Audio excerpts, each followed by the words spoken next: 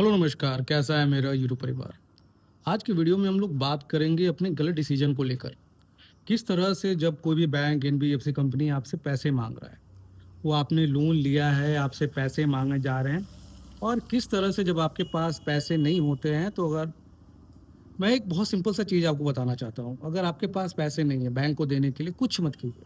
पैसे नहीं है, ये सिविल का मैटर है, बैंक परेशान करेगा, कुछ दिन के लिए थोड़ी सी कानूनी कार्रवाई होगी, पर ये सारी कार्रवाई जो होती है, वो इसलिए होती है कि आपसे पैसे लिए जा सके। इसमें आपको जेल नहीं जाना पड़ता, कोई भी बड़ा कानूनी कार्रवाई नहीं होगा। अगर समन आता है तो सेम डेट पे बेल मिलता है, जेल जाने का खतरा नहीं है।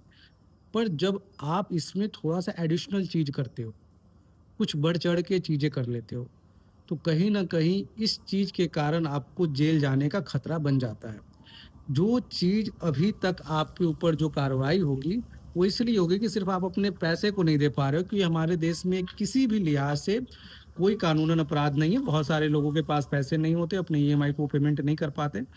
उसके बावजूद भी कुछ लोग ऐसी गलतियाँ कर देते हैं, जिसकी बात क्या होता है कि ये जो सिविल का मैटर है, वो क्रिमिनल फॉर्म में आने लगता है। अब बैंकों को आप मौका दे देते हो आप पे क्रिमिनल केस करने का, ताकि बैंक जाके आप पे क्रिमिनल केस करे और आपको सलाखों के पीछे तक ले जा सके। ऐसी क्या-क्या गलतियाँ लोग करते हैं, इसमें मैं अपने कस्टमर से कल बात कर रहा था, उनके साथ जब चर्चा हो रही थी, उन्होंने बताया कि वो अपने बैंक को पैसा अब नहीं दे पा रहे।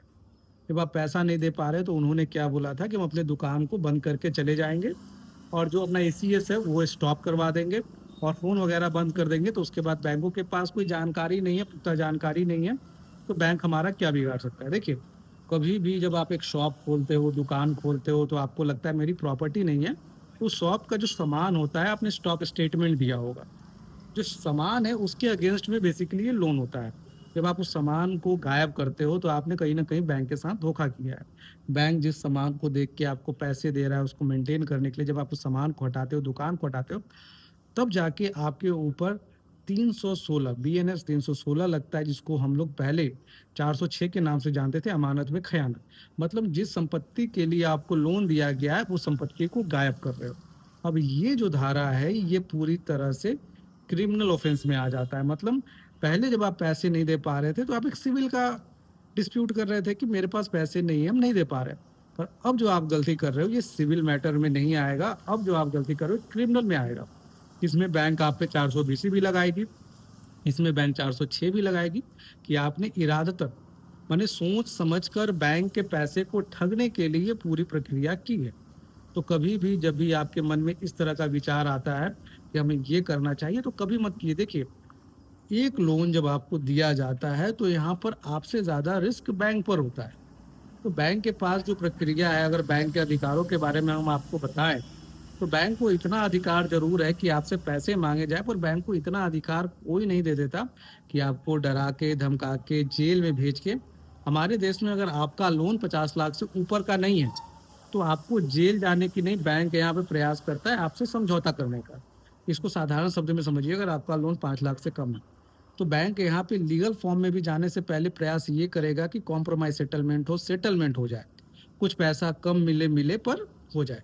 जब 10 लाख तक का मामला होता है, तो आपने देखा होगा कि लोक अदालत के थ्रू इस तरह के मामले को निपटारा किया जाता है, और मेरे समझ में और जितने मेरे देखने में आया और जितने मेरे क्लाइंट्स थे, उनका 10-10 लाख का लोन 4 लाख, 3 लाख, 2.5 लाख तक में सेटल किया गया है। और 20 लाख तक के जितने भी कम मामले, जैसे 20 लाख से कम के होते हैं, इस पे कोई भी डीआरटी में नहीं जाता बैंक। तो डीआरटी में नहीं जाता, तो उनके पास एकमात्र ऑप्शन ये होता है कि आपके साथ वो समझौता करें। तो समझौता के लिए आपको इतना परेशान होने की ज़रूरत नहीं है।